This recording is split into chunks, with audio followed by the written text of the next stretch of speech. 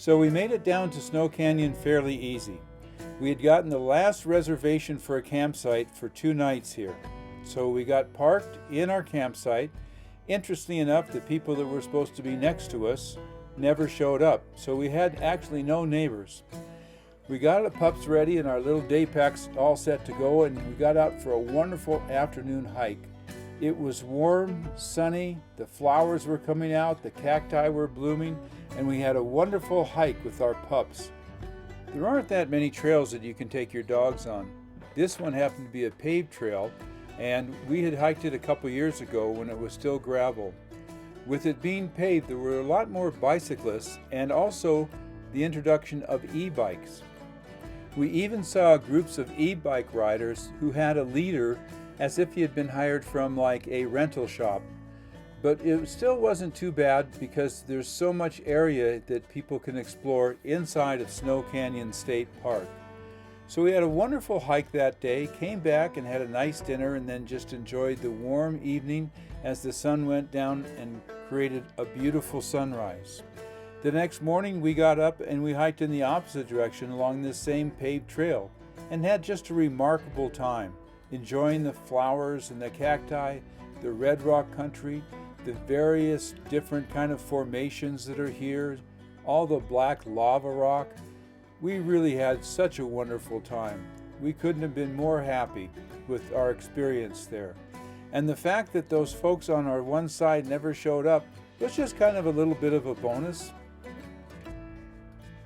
Snow Canyon is definitely worth going out of your way to explore. Even if you could just get an afternoon or a morning hike in there, it is such a unique canyon. It's fairly narrow, and yet it is so diverse that you can never tire of looking around. And as the sun goes across the sky, the shadows change and it changes the whole feeling of the landscape. You can look in one direction for a while, turn around 20 minutes later and it looks different because the shadows have changed. It's truly a remarkable place, and for anyone that's at all in the area, it is certainly worthwhile putting the time aside and making the effort to go to Snow Canyon State Park. Just be aware that this is a year-round destination because it is in southern Utah and the winters are fairly mild. The nights can be very cold there because it is the desert, but it warms up quickly as the sun reaches the canyon walls.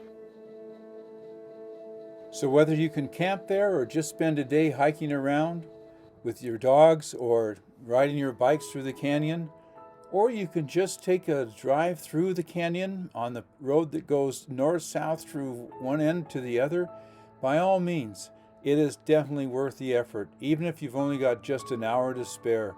This is a remarkable place. If you are thinking of camping there, try and make your reservations as early as possible. I know that we got a spot that was the last one on the reservation site because somebody had canceled apparently.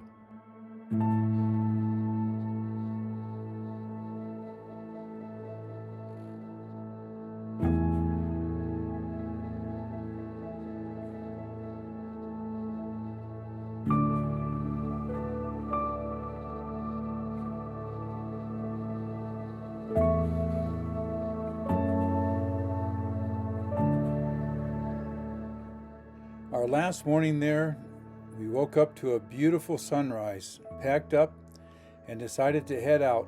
We had planned to go to St. George and explore that city for its tourist and cultural and different things that are in and around St. George proper. But when we got there, we found that St. George was so crowded. You know, it is the fastest growing city in the United States. And we hadn't expected it. We had been to St. George a few years ago.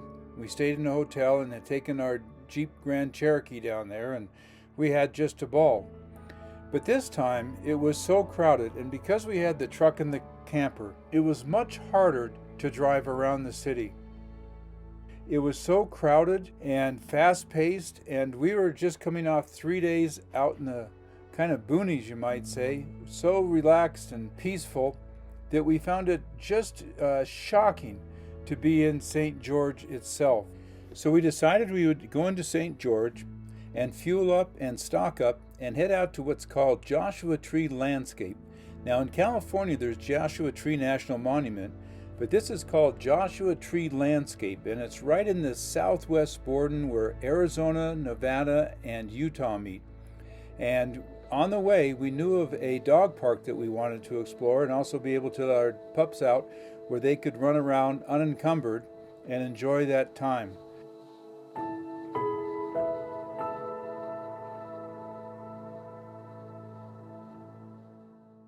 So we went to this dog park. It was really beautiful in a beautiful setting, very quiet, and the dogs just had an amazing time. It seems their favorite game is for one to chase the other, and they can do this for the longest time, and then they just collapse breathing so hard because they're just exhausted. So it was a great find for us to be able to explore this dog park. We love to be able to get our dogs out as we're traveling so that they get exercise and are able to just run around freely and just burn off all that energy carefree. So after they got good and tired and had a great run and a romp, we headed out Old Highway 91, which is the old road that goes from St. George over towards Mesquite, and it bypasses the Virgin River Canyon there. And this was a remarkable experience. We had been to this area before, but we came in from a different road that was paved, and we weren't really sure where we were going as there were many branches. The road was rough. There were very steep declines and inclines. At one point we got into the bottom of a gully, and we weren't sure if we could go any further forward, but we knew we couldn't back up because there was no place to turn around.